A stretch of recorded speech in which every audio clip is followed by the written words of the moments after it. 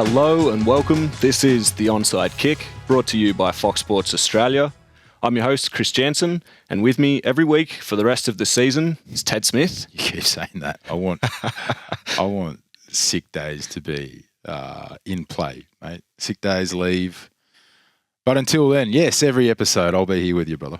Absolutely. Best thing about doing the vodcast in here is that you can take the mask off for whatever the longevity of this podcast will be. So, well, hopefully, speaking of, everyone saw our delightful new animation, which was done by the very talented Bradley Cooper. So what a fall from grace. That is a real name, yes, but shout out to him in DVU. First and foremost, I'm just going to say it's been an absolute unreal start to the football season. We were patiently waiting. It's always the longest wait in sport, and we have been treated to a feast of football so far. Most of the games have been thrillers. Couple of stinkers on the Sunday slot. I mean, that's so funny that you would say that, considering you're a Dolphins fan. Oh, mate, we're potentially and hopefully not even going to touch on the Dolphins in this episode, so we can get straight into the juicy stuff. You know, first we're going to go through the games that were brought to you by ESPN that you would have been able to catch. There were some absolute rippers in there, and then also we'll go through any of the other highlights from the other games. That you may have been able to see on Red Zone, which is also now available through Foxtel, I think. And the ESPN app. And the ESPN app. Look into that. We'll look at the Aussies as well, how they fared in their matchups. There were some good results, actually, for a few of our boys. And then we'll get into a few predictions and previews coming up for the games, kicking off on Friday morning Aussie time. So the first game that was brought to us, which was magical affair as well, even though no one probably saw that coming, Washington football team taking on the New York football Giants. Yeah. I don't know if you saw the stat before this, but this was Danny Dimes. Pretty much, he's had some wins in the NFL, but this is the only team that he had the wood over. 4-0. Until our most recent Friday.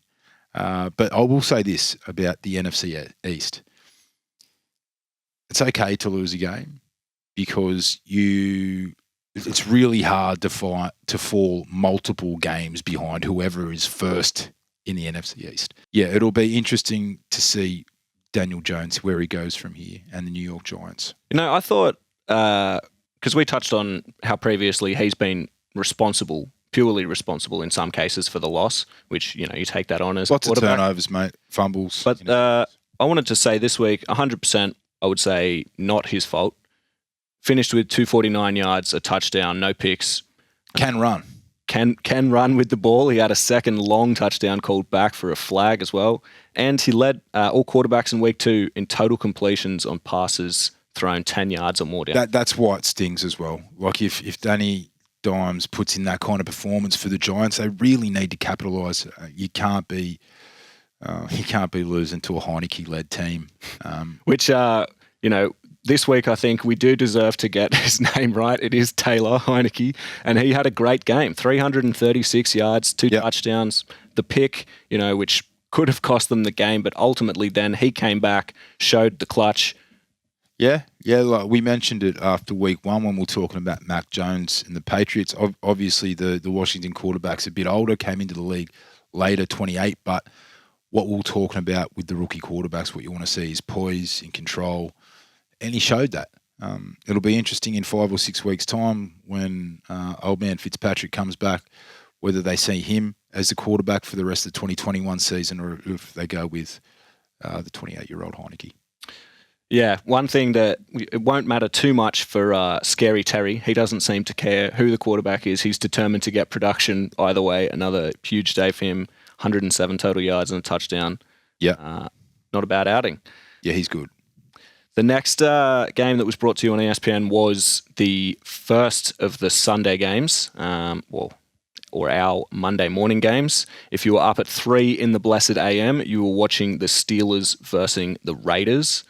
A lot of people had probably tipped the Steelers coming into that. They might have guessed the Raiders had got a little lucky in that first win, or they weren't really sure where the Raiders were.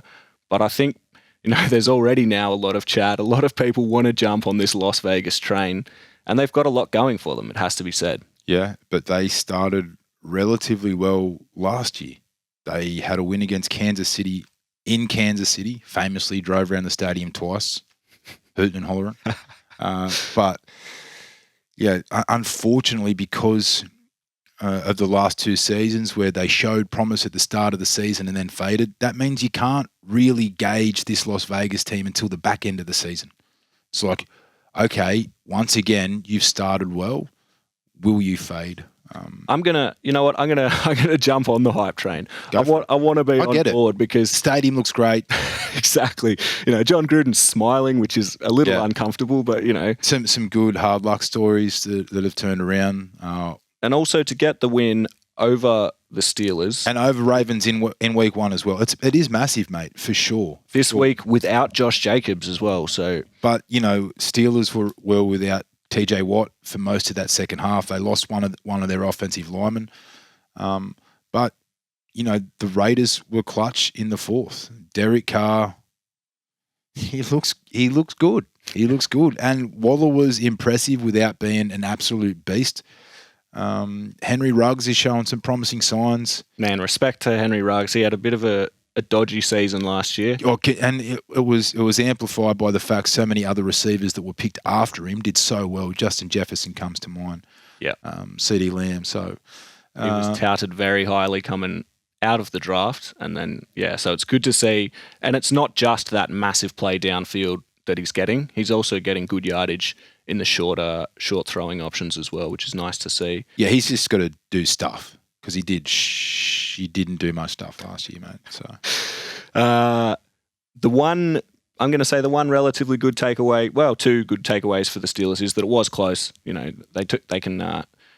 There was a lot in this game that they did right. And the other thing was Najee Harris seems to be finding his feet. They just look clunky sometimes, man. Yeah. Najee, though, finding his feet and the stiff arm, which we obviously saw, which also a special mention because that was not on a scrub. That was on Jonathan Abram, who, if you saw the Raiders Hard Knocks, well, highly... Salmon. Knock on wood if you're with me. He was also a big prospect coming out of college. And he needs to turn it around this year as well. The next game which came on after that one was the Los Angeles Chargers taking on the Dallas Cowboys, which the Cowboys managed to squeak home in thanks to Greg the Leg partially redeeming himself with the game-winning field goal. Partially? Mate, he saved his job. He saved McCarthy's job. Like, mate, how... Saved the snapper. They had over 3 minutes to try and put Greg the Leg into a decent field goal position, and they just chewed clock in the last minute when they were 56 yards out. If they don't make that field goal, McCarthy's press conference would have been hilarious, if you like slow-motion car accidents. Dallas unleashing this new two-headed running back combination. That's one way to put it. Tony Pollard and Zeke combined for a total of 237 total yards of offense, mostly coming behind Zach Martin, opening up big holes after he returned from the little COVID break. I told you he's good. Zach Martin, man. He pops. I told you he pops. Not many offensive linemen do. Someone that used to pop was Ezekiel Elliott, back when he was a lead back, because he's not anymore. It is another backfield by committee, for sure. And Pollard, he's people sleep on him, man, because Ezekiel Elliott is a bona fide superstar, even though his stats have been in steady decline or plateaued since his rookie season. One more thing I'll say on that game. Chargers, new coach, fresh quarterback, defense returns, and they still lose a one-possession game. Like, it is on brand for this Chargers team. Luckily, they won a one-possession game in week one, but they do not want to get in too many of these close, tight tussles and lose because, similar to the Jets, complete new quarterback, new coach, but still the same stink. Chargers want to cut that, but uphill battle this week. Two bad picks for Herbert. He looked on it. Besides that, he looked really good, right? Besides that, he looked good, but the two bad picks. The one of them, which effectively lost the game at the end, was only his second career red zone interception.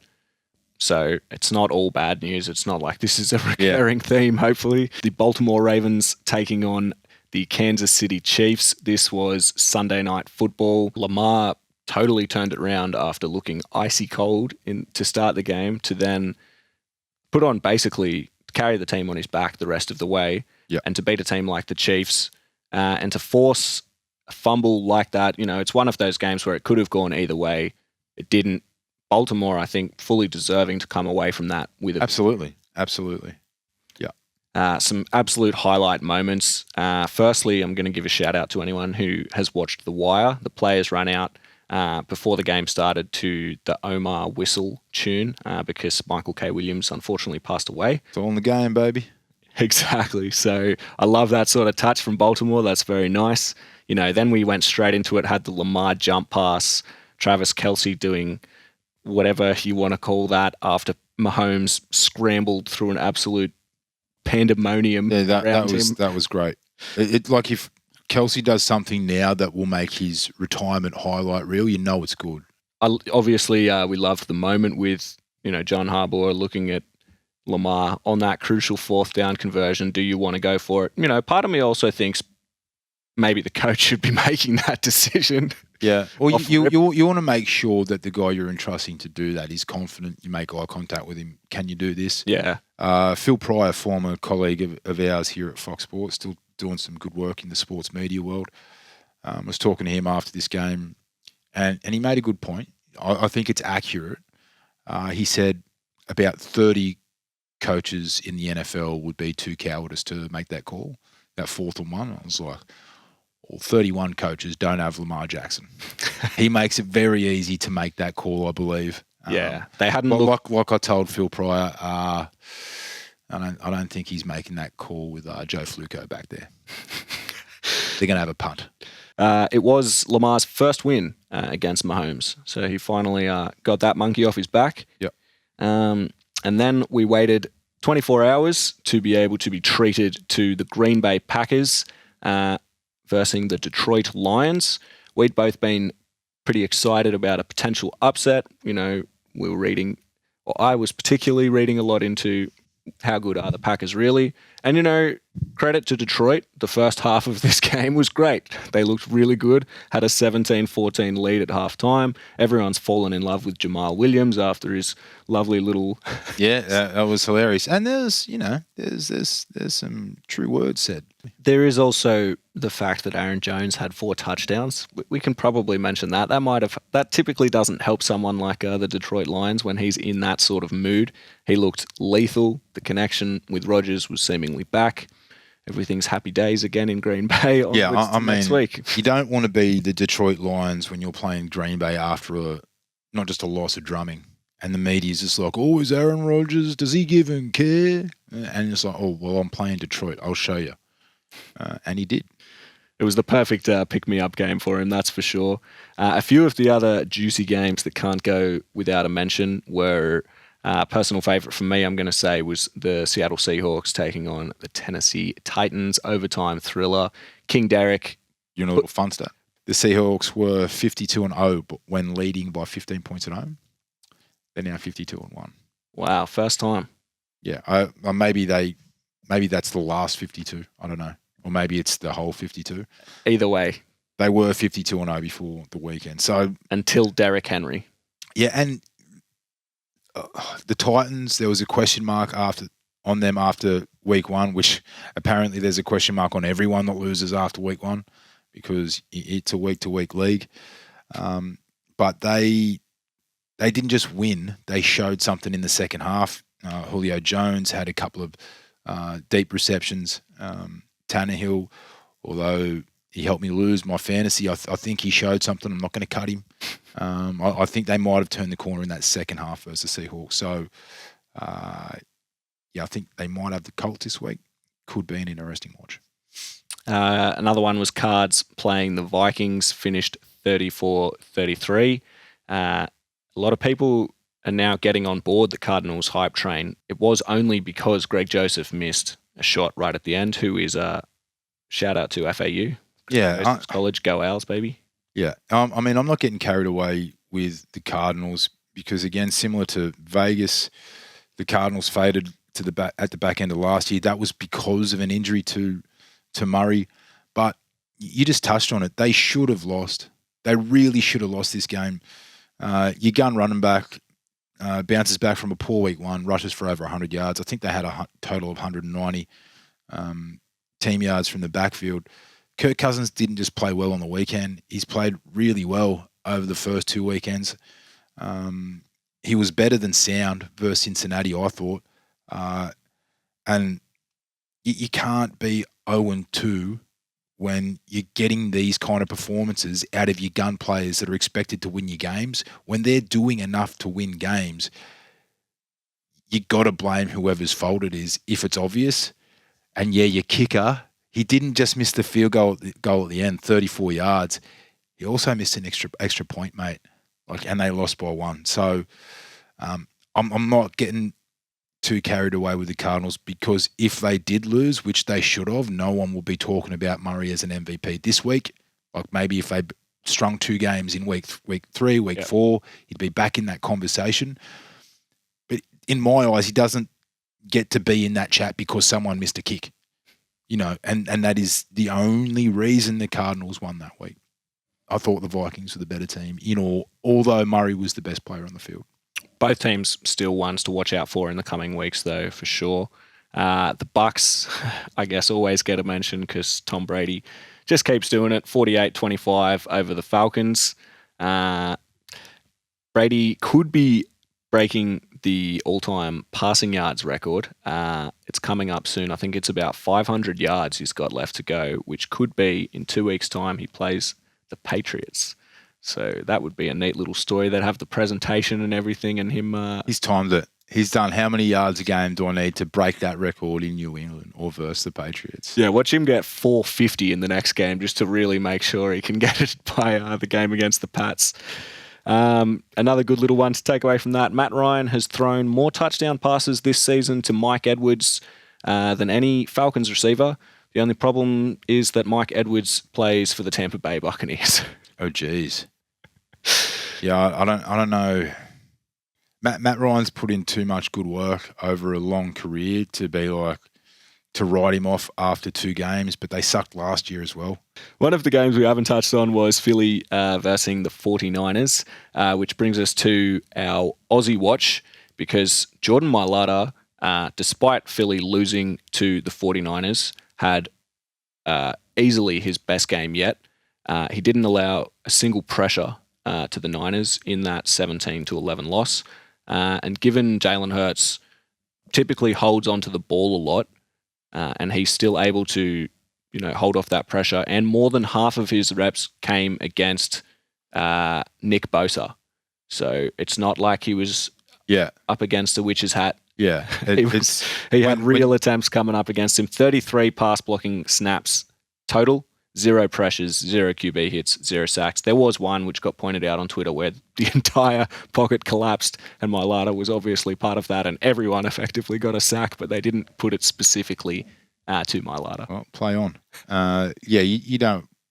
I mean, obviously he's not a rookie, but it's his first season starting, where he was designated as the starting left tackle from week 1. You don't want any of the Bosas in week 2. No way. Unfortunately, he's going to have a couple of hard games because he's got some pretty good defenses to play against this year. San Francisco, obviously the first one. Rams, best defense from last year. He's got them later on in the season as well. So we're going to see him get tested. I think this particular outing, though, is one for Australians to look at and say, yeah, he's obviously got some shine and is the real deal, fully deserving to be in his place in that team. There's a pathway now. It can be done. It's cool. Another non-special teams player, Adam Gottsis, got his first stats of the year. He had 2 tackles for Jacksonville in their game, so good on you, Adam. We love to hear that. And we had our first Aussie punt-off of the year, which was Philly taking on the 49ers. The punter for Philly, Aaron Sipos, against Mitch Wishnowsky for the 49ers. Two Aussies going head-to-head where it matters most, mate, in the special teams. Who was the best Aussie punt? Out of those two, it was close. Good stats between the two of them. I'm going to tip it just to Wisniewski. An extra punt, 3 of them inside 20. That's a good outing. That's good. Michael Dixon, typically good day for Seattle as well. 6 punts, 52-yard average, 2 inside 20. Cam Johnson for Houston, 52-yard average off 4 punts, 1 inside 20. I love just ripping out the punter stats every week. We need to build a moat around something that involves this podcast, and we can be the guys that cover Australian punters week in, week out. This is the place to get it. We can move into the previews for the upcoming games, I think, from there. I'm weary of us falling into the same trap because Thursday night football this week is the Texans taking on the Panthers, which doesn't scream a lot to me, but we said that last week about Washington. It's just got to be competitive. I never thought I'd say this, but this game would really benefit Tyrod Taylor being fit. Yes. Because he has been really good. It does seem to be relatively serious as well as far as hamstring injuries go. So he won't play. It's a Thursday night game. That's terrible news for the Texans, who had done a lot to impress in the first few weeks of the season, as you mentioned. So it looks like Run CMC will pound that rock, baby. And Sam Darnold, the first person in American history happy to move to Carolina from New York. You mean syndrome? Well, he's never won the first 2 games of a season. Has now. And it's like, I wonder why that is. Oh, because I don't play for the New York Jets. It's clearly the organisation with that team. Because Sam Darnold, it's not like, is he like the next Montana? It's like, no, but he's a serviceable quarterback, and he's still really young. I think he was the youngest quarterback drafted ever when he got drafted. So moving on from the Thursday night football game, we then move to the Sunday games, which are on Monday morning for us. The first of which is the 3 a.m., which you mentioned, Chiefs, Chargers. We've seen a bit of both these teams through ESPN as well, and they're impressive. So this should be a good game. Obviously, Chiefs offensively stronger, but the Chargers defense, as you mentioned earlier in the... couple of big ins from last season, returned from injury. And that, and they've got the coach that led the best defense in the NFL last year. So, and I think it should help the psyche of a young quarterback, knowing that, they're all human. You can beat anyone on their day, but that day was last week. Like, they can lose. I just watched it. I think that'll help. And the Chargers will be stinging from that loss against the Cowboys. So they've got all the reasons in the world to try and turn this around, give the Chiefs an upset, and to take a lead over them in the division. To put the Chiefs last in their division. Holy shit, that'll happen. Broncos 2-0. Raiders 2-0. Chargers will be 2-1 if they beat the Chiefs. It's over. The world is ending. Let's go. I'm going to have to put a sprinkling of reality on this, because I think most likely the Chiefs come away with a resounding victory at home. Okay. I can't imagine the Chiefs losing 2 games in a row, even though it's a tough matchup and everything. This is why they play the games, though, Chris.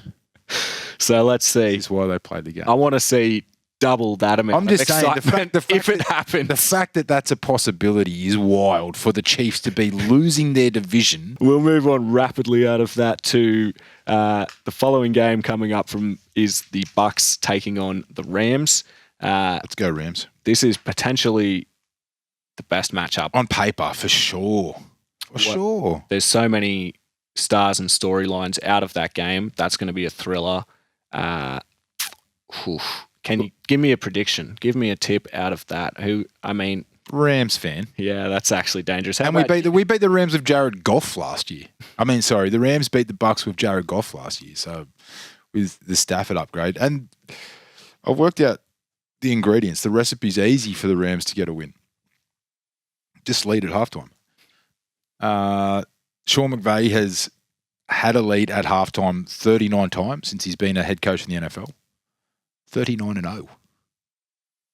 Moving on to the late kickoff from Sunday, the 49ers taking on the Green Bay Packers. A little bit more Aaron Rodgers for our screens. Yeah, Aaron Rodgers.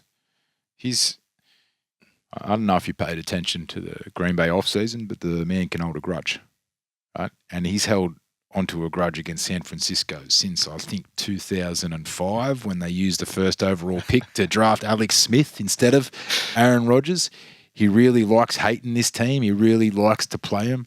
The 49ers haven't been convincing so far in either of their games. Garoppolo's been good. So I think it comes down to if the Packers' defense can do enough. Which I'm going 49ers. Which they looked a little shaky in, through three halves of football so far this season.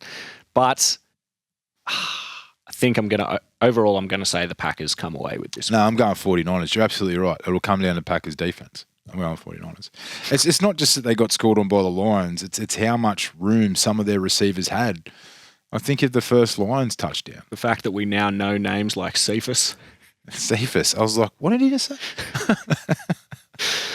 And then 24 hours later, you'll be able to tune in for the showpiece finale, which is the Cowboys taking on the Eagles. This is probably, even though we called this division a bit of a dumpster fire, these are probably the two best teams out of it, and they're doing their best to make to at least fool us that maybe it's not as bad a division. Wouldn't have said that going into the season. You'd have a look at Washington's D-line and you'd think that would be the strongest unit outside of Dallas's offense, the team that might be able to challenge and push Dallas like they did last year. But Philly have been one of the biggest surprises. But these games will be close. It'll be competitive. The division race will probably go down to the wire. We don't watch Daytona to see who goes over the line first. You watch it for the carnage, brother. And this division is carnage. Yeah. It is. It is. It feels like it is the Cowboys. It should be the Cowboys for the taking. So it's who's going to lose today? It's like you're not tuning in to win. Like you want the narrative about these massive, massive franchises. Like it's the Dallas Cowboys. It's the Philadelphia Eagles. It's the Washington football team. And to be fair, they are a massive franchise in American sport. Oh, big time. In the 90s, they were one of the biggest in the world, which is not an understatement. You can look that shit up. Yeah, There's numbers on it. I think they still are. They still hold a place in that top list. They were massive. It wasn't until recently you could get tickets to go Washington because they would sell out years in advance. They were that kind of team. And it's that kind of division. It's got that kind of history. Even though they're that kind of shit, people will tune in. We want to see the wreckage. And it's how good is it when, they go to the box and the Cowboys are losing by 21 and you just see Jerry Jones change colour in real time. White, red. Like it's great. So you don't need to sell the game to me. I love a good drama. Can you give me a tip from this one? I've got to go the Aussie, mate. I find it hard in any sports. Like, keep this dark.